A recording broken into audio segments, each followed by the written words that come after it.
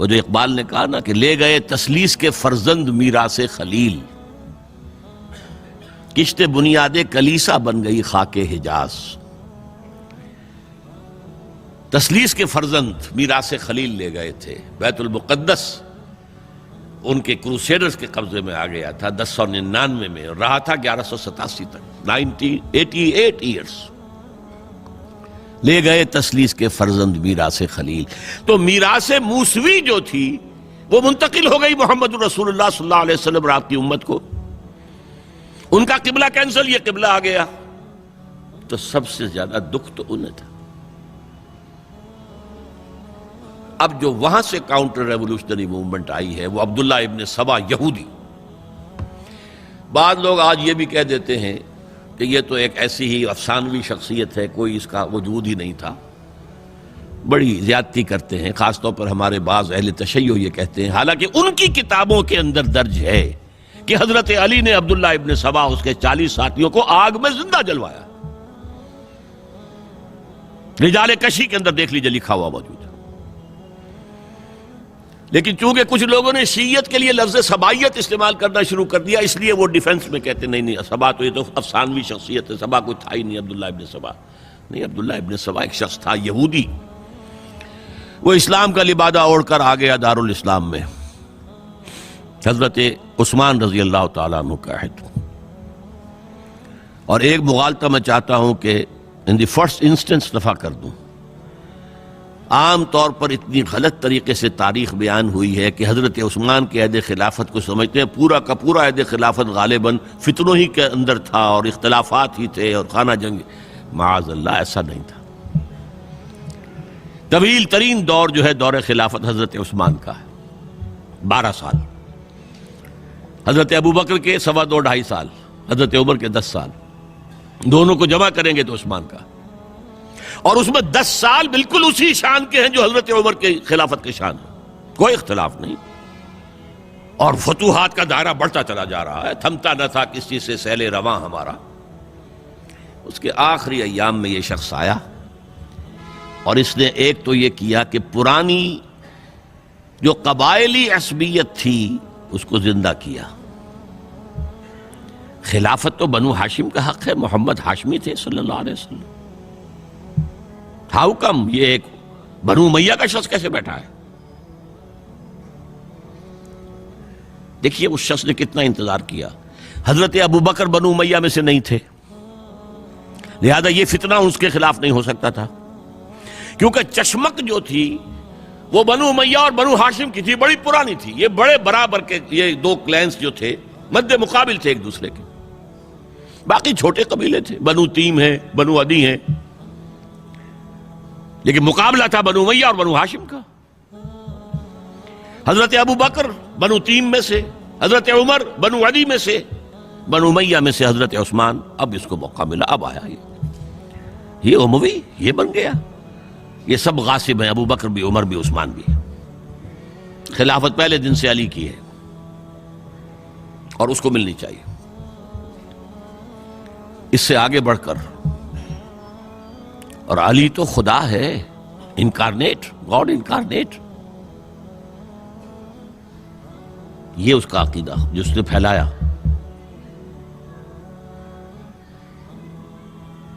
یوں سمجھئے ایک شخص نے حضرت عیسیٰ کے دین کو زیرو کر دیا تھا۔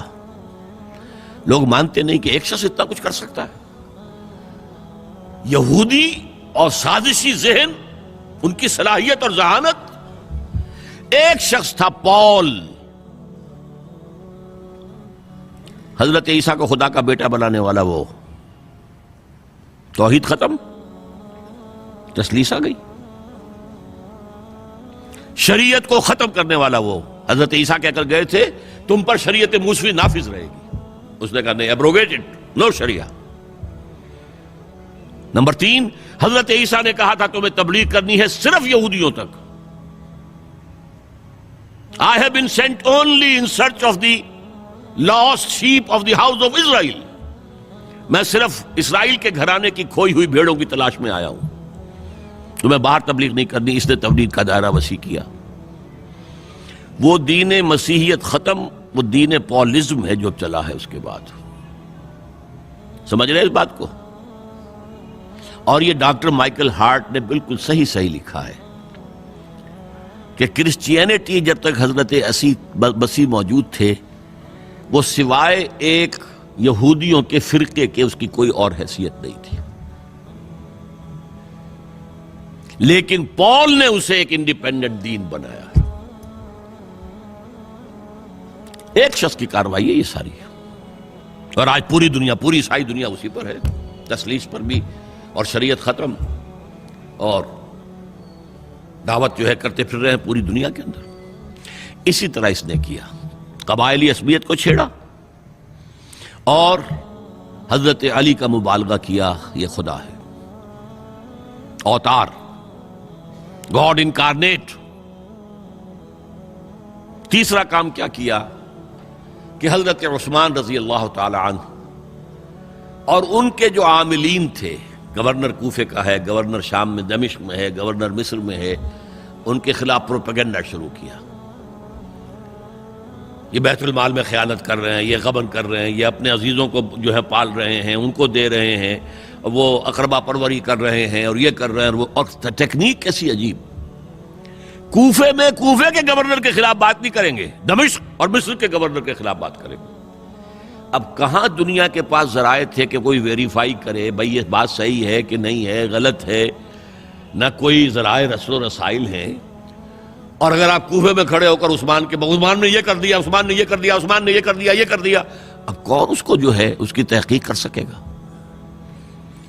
دمشق میں گئے ہیں تو دمشق کے گورنر کے خلاف کچھ نہیں، عثمان کے خلاف، اور کوفے کے گورنر کے خلاف، اور مصر کے گورنر کے خلاف۔ مصر میں گئے ہیں تو اس کے خلاف کچھ نہیں، دمشق اور کوفے کے گورنر کے خلاف اور عثمان کے خلاف، اور پھر ہر طرف سے بلوائیوں کو لا کر گھیراؤ کر لیا حضرت عثمان کے گھر کا۔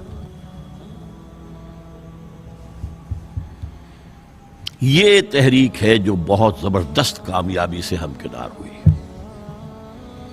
یہودی سازش۔ اب تمام صحابہ کہہ رہے ہیں حضرت عثمان سے کہ آپ ہمیں موقع دیں کہ ہم ان کا سر کچل دیں۔ آپ فرماتے نہیں، یہ مجھ پر الزام لگا رہے ہیں نا، میں وضاحت کرتا ہوں۔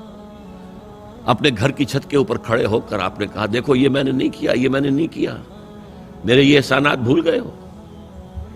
حضرت علی نے مسجد نبوی میں کھڑے ہو کر جتنے الزامات لگائے تھے ان سب کی طرف سے برات کا معاملہ کیا کہ جھوٹ کہہ رہے ہو تم، عثمان پر کوئی غلطی جو ہے، کوئی خیانت ثابت نہیں۔ لیکن جنگ کی اجازت حضرت عثمان نہیں دے رہے۔ یہ میرے خون کے پیاسے ہیں نا، جب تک قتل نہیں کر لیتے جرم کہاں ہے؟ جب قتل کر لیں گے تم قصاص دے لینا، لیکن میں کسی کلمہ گو کی جان نہیں لینا چاہتا، صرف اپنی جان کے تحفظ میں۔ یہ ہے عزیمت کا پہاڑ۔ لوگ کہتے ہیں کمزور تھے، جان بچانے کے لیے تو آدمی پتہ نہیں کیا کچھ کر بیٹھتا ہے، اور طاقت ہو تو طاقت کو کیسے استعمال کرے گا۔ حضرت امیر معاویہ کی طرف سے پیغام پر پیغام آ رہے ہیں کہ آپ ہمیں اجازت دیں میں فوجیں بھیجوں اور ان کا قلع کما کر دیا جائے۔ حضرت عمرو بن العاص کا پیغام آ رہا ہے مصر سے، آپ ہمیں اجازت دیں۔ طلحہ، زبیر، علی اجازت مانگ رہے ہیں مدینے کے اندر، آپ اجازت دیں کہ ہم جنگ کریں ان سے۔ نہیں۔ آخر کار حضرت علی نے دونوں بیٹوں کو، حضرات حسنین، حضرت حسن، حضرت حسین، دروازے پر کھڑا کر دیا۔ پہرے دار حضرت عثمان کے، حضرت حسن، حضرت حسین کہ کوئی گھر میں داخل نہ ہونے پائے۔ پچھواڑے سے آئے ہیں اور شہید کیا ہے۔ میرے نزدیک تاریخ کی مظلوم ترین شہادت بمانی مقتول فی سبیل اللہ وہ حضرت عثمان ہے۔ بلکہ میں جرات کر رہا ہوں ذرا، آپ کو معلوم ہے علامہ اقبال سے مجھے کتنا تعلق قلبی ہے۔ میں نے ان کے ایک شعر میں ترمیم کی ہے، میں سمجھتا ہوں انہوں نے صحیح نہیں کہا۔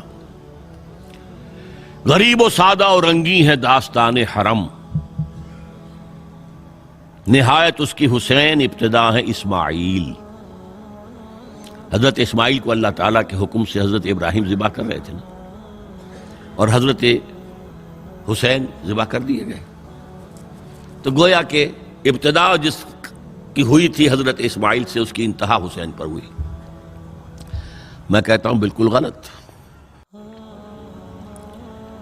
ان کو ذبح کر رہا تھا خلیل اللہ، اور ان کو قتل کر رہے ہیں یزیدی اور زیادی اور کوفی. کوئی تقابل ہے؟ وہ قتل نہیں ہوئے، یہ قتل ہو گئے. انہوں نے پیشانی خود رکھ دی. یہاں تو حضرت عثمان لڑتے ہوئے، حضرت حسین لڑتے ہوئے شہید ہوئے. کون سی چیز مشترک ہے؟ ایک مصرے میں جمع کر دیا ہے. صنعت لفظی تو آپ کہتے ہیں اس کو، لیکن کیا مشترک کیا چیز ہے؟